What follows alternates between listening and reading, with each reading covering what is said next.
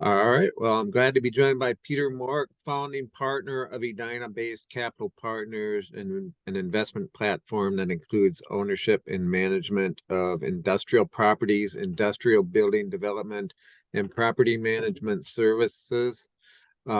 Peter, how you doing today? Great, Brian. Thanks for the opportunity. Absolutely. I understand you're on the road. You're out and about doing traveling out on the East Coast. How are things Ye- out there? yes, I am in Boston, Massachusetts, moving my son, Nick, into Boston College. So freshman year, just moved him Nice. into his dorm, met his roommate, met the parents, all good. Nice. Nice. That's very exciting. Yep. I just moved my oldest daughter back to school for her senior year, and I've got another one who is just finishing up her freshman year, Great. and a daughter who will be going is just starting her senior year of high school, and then a son finishing up middle school. So Well, you got a little road ahead of you. yeah, I do, but it's all good.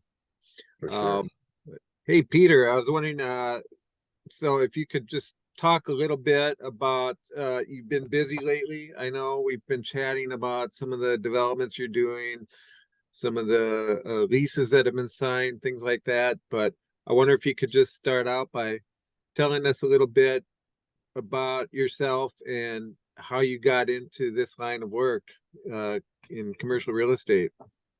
Yeah, for sure. Brian, I do have a pretty interesting story because I am a person that basically was able to get out of brokerage and into building ownership. And how that all came apart was I was a junior in college painting industrial buildings, and a gentleman said, I own some real estate. I'll pay for you to get your real estate license. And in doing so, I was fortunate to get my real estate license. And then I had another friend who was working at CB Richard Ellis at the time, which was Coldwell Banker Commercial. This was in 1988. And he said, if you really want to get in commercial real estate and learn the business, you got to go work at Coldwell Banker Commercial in their data bank. It's a very coveted internship. And if you get with that and you pass the internship and they like you, they'll keep you on full time in the data bank, which is reporting all the metrics of commercial real estate, office, industrial, retail, to the national platform of Sears. Sears owned Coldwell Banker Commercial. And so I did that. I got in the data bank, still going to college. And then the next step is to be aligned with a commercial broker who teaches you the ropes. And I was aligned with a guy named John Allen. And a lot of people knew who John Allen was 10 years ago. John's just sold his huge industrial portfolio to Link, and it now resides in Naples, Florida. But John was a person, when I got an opportunity to work for, I saw that John's just not really a broker. John is a developer, an owner of real estate, and that really is an opportunity to create wealth. And I saw brokerage as a means to an end, a stepping stone to get into ownership. And so that was wonderful. John taught me not only brokerage, but he also taught me ownership development. For the 2 years I was with them, I started Capital Partners 25 years ago while I was a broker, an industrial broker at CB Richard Ellis. It morphed into what it is today, that we own over 15 million square feet, have about 150 buildings, about 600 tenants, and have a company with just 10 people. So we're a small company with a huge appetite for industrial real estate. And where are your buildings located primarily? Are you focused primarily on Minnesota market, or where do you? Yeah, we're primarily in Minnesota. We've got about 15 million square feet of industrial buildings in the Twin Cities, pretty much all industrial. We do have one office building, which is a Class A office building in Edina, what we reside in, Grandview Square. And then we've got 5 buildings in Milwaukee, industrial buildings. In Milwaukee, we're building a portfolio there. And then we are developing an industrial portfolio in Fort Myers, Florida. So we are in the process of building 2 buildings right now in Fort Myers, Florida, that will be completed in December of this year. We've got another land site under contract. We'll close in October. We're going to build another 150,000 square feet up in Punta Gorda, Florida, starting in January. And we've got 3 buildings under construction in Minneapolis. One right off of in Brooklyn Park, or for 169 and 610, 169 Logistics Center. 2 buildings that were built just completed July, August of this year. They're already 75% pre-leased. We've got another building in Dayton that you are writing about. It's 248,000 square foot building that we did a long-term lease with nVent. And then we have a third building that's 200,000 square feet being built, completed in October of this year in Blaine, which we're hopeful will get leased here shortly. So we've been blessed with our development. It's a new segue for commercial partners. We're mostly acquisition of existing industrial real estate at the present time, but we love the segue in industrial development. We've got Joe Raddick heading that up, and he's doing a wonderful job. And how did you come to focus on industrial versus other sectors? Right. That's, it was kind of like moving into college. You're stuck with the roommate you got. I went to Coldwell Banker Commercial, and I was in the data bank, and an industrial broker needed a young kid to work for him. And so it wasn't an office broker, it was an industrial broker. So I went the way of industrial real estate at the time, which thank God I did. Yeah, and tell us a little bit more about the broader industrial market and what you're seeing now out there, and what are some of the opportunities and challenges on, both the development and acquisition side. Sure. There is opportunity out there today. Good opportunity. It's a good market to buy in if you can source the debt and the equity. The industrial real estate is being sold at a bargain now because it's being priced to debt.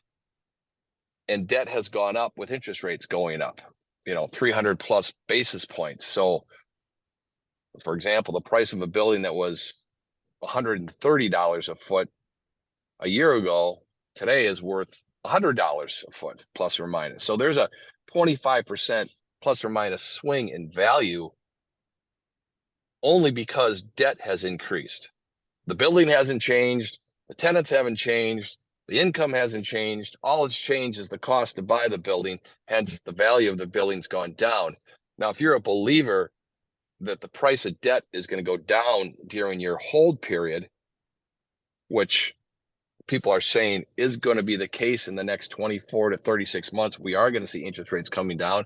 I'm a firm believer we're going to see interest rates coming down, certainly before the election, because it's, politically aligned, and we've seen it in the past.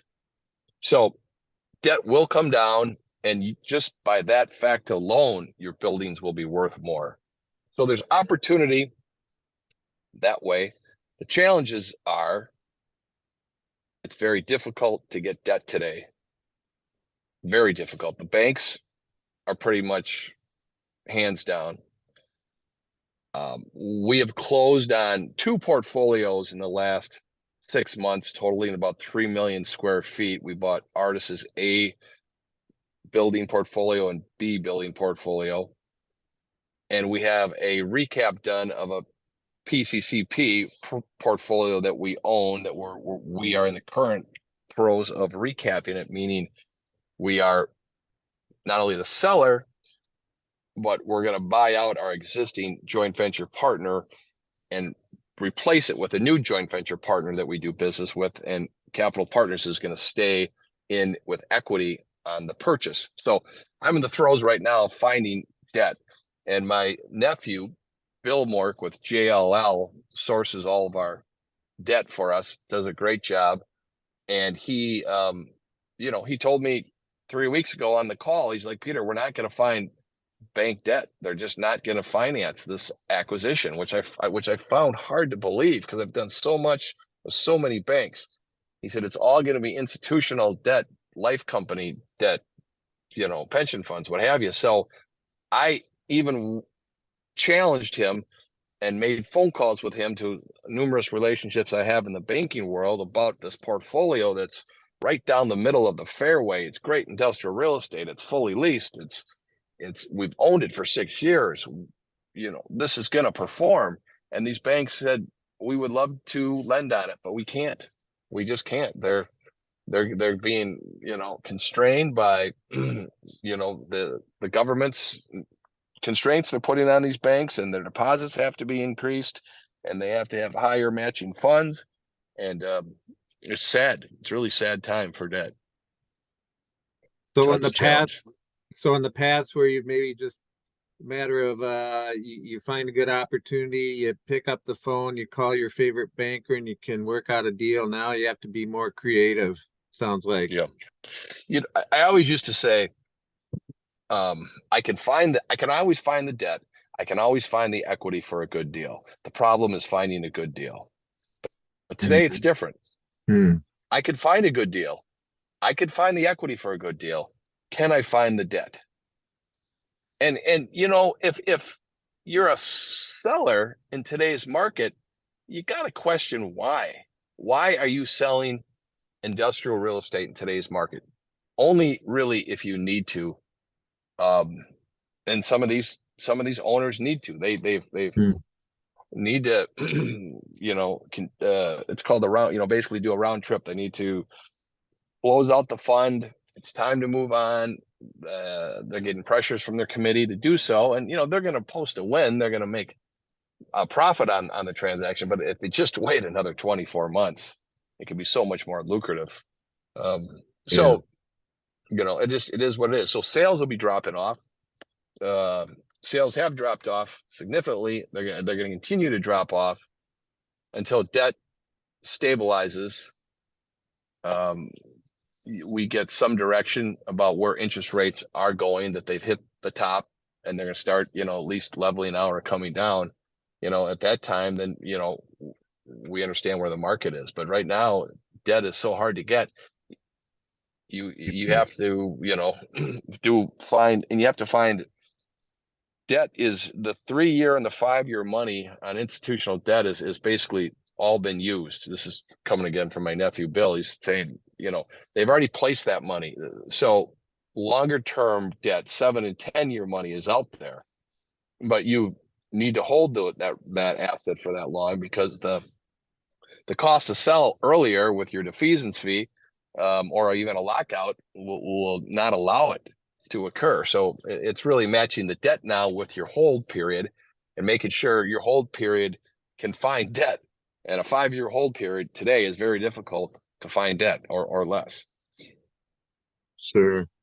So unless you're in a position where you really have to sell now, it's people are holding off to wait until the market improves for the debt market, because they don't want to leave money on the table, obviously. No, right? And so unless you really need to sell, you shouldn't sell. And a lot of times, if your building's performing well, but what's happening is, building's performing well, but you got 3.5% debt on it. Well, now your debt matures, and now your debt is 7.5%.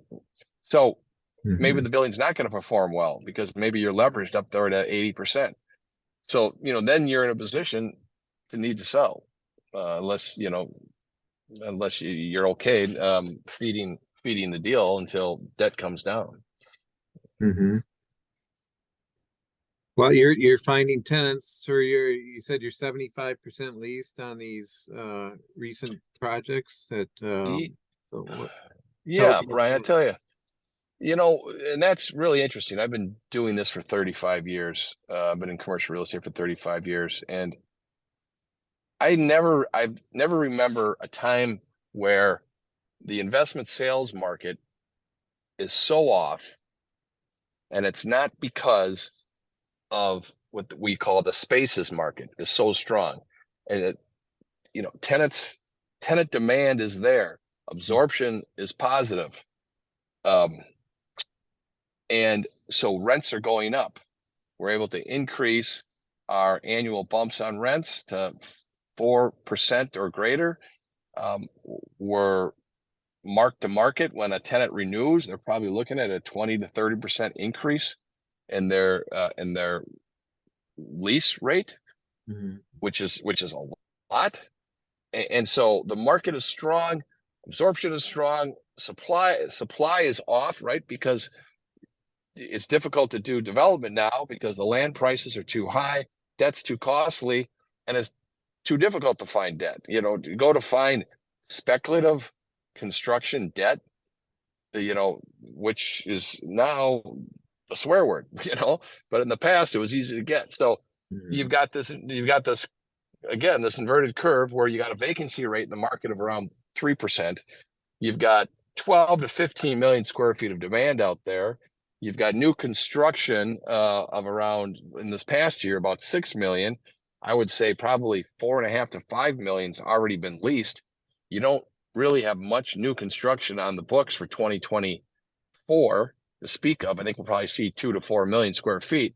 So as long as demand stays strong, industrial real estate will weather this storm.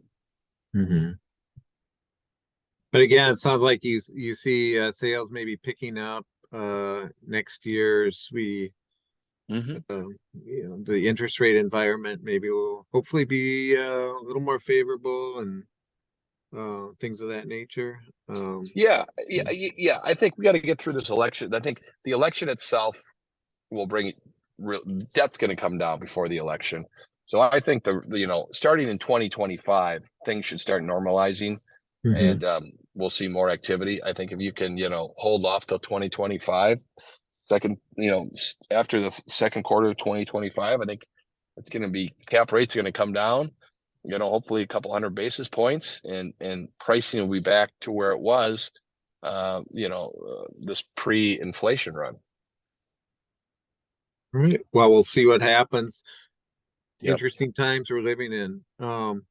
But yeah, so Peter, what else can you tell us about yourself? Are you a Twin Cities native? Did you go to school here? What can you tell us about Sure. that? Sure. So I grew up in St. Paul. I went to St. Thomas Academy. I went to undergraduate at the University of Minnesota. And during that time, I got into commercial real estate. I've always had a desire to learn, and I continued my education. I wanted to go to law school, but first I went and got my MBA. I was the first class in the MBA of the new St. Thomas University building downtown Minneapolis. I remember back when they built the college down there, downtown Minneapolis. So I got my MBA from the University of St. Thomas in finance, and then I went on and did night school at William Mitchell College of Law.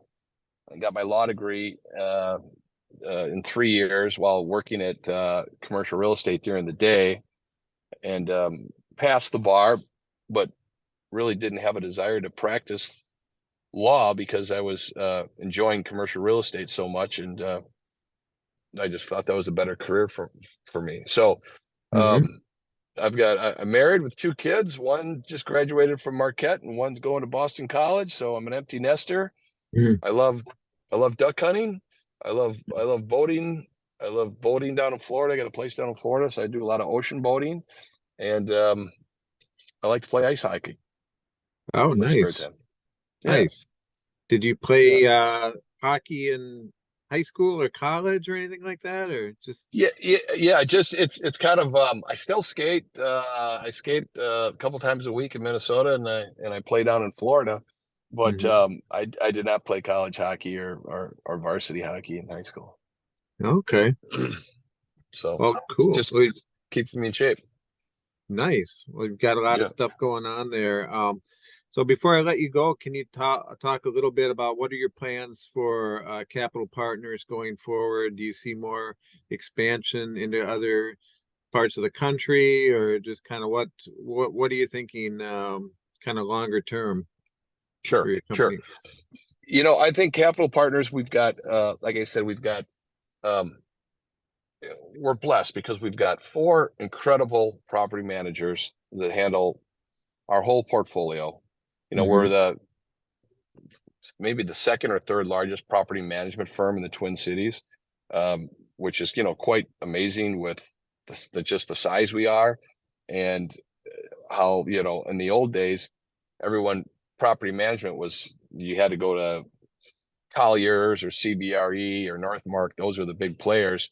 But now folks like ourselves are dominating the market in property management because our partners want owners to have stake in the game, and hence we're able to do that by owning the real estate, by also managing the real estate. So we've got 4 wonderful property managers.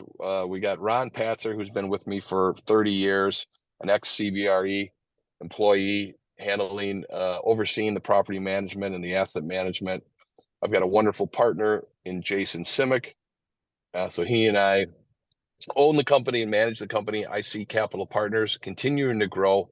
We have no interest in stopping or slowing down. We want to continue in our development interest, and we want to continue making portfolio acquisitions of industrial real estate in the 3 markets we're in.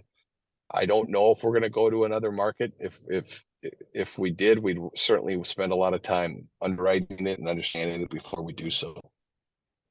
All right.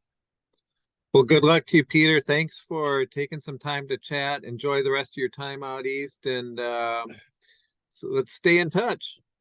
Sounds great, Brian. Thank you. And I will, when I have some news stories, I'll for sure let you know. Awesome. All right. Take care. You too. Bye-bye. Goodbye.